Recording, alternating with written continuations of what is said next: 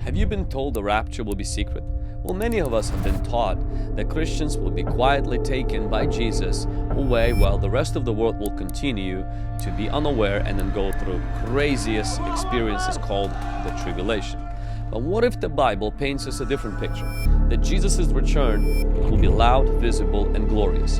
Now let's start from the beginning. What is the rapture? The word rapture doesn't appear in the Bible, but the idea does. It comes from the Latin word rapturo, which is translated from the Greek word harpazo, I believe, meaning cut up.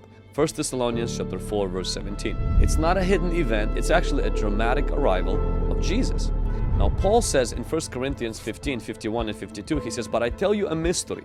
At the last trumpet the dead will be raised and we shall be changed." I want you to notice that it's a mystery, but it's not a secret. It will be sudden, the coming of Jesus, and it will not be silent, and it will not be secret. Trump blasts are not quiet.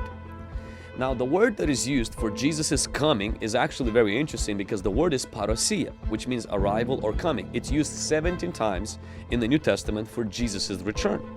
When ancient kings would approach a city, the citizens would go out to meet them and escort them back in. That's exactly the word that is used to describe Jesus' coming.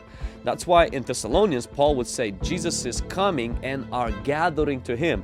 So we will be raptured to meet him in the air, and we will go with him down at his return.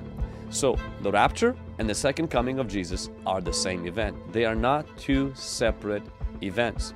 2 Thessalonians 2:1 says concerning the coming, parousia, of the Lord Jesus and our gathering, rapture, together with him. It's a single, unified moment, not a two-stage return.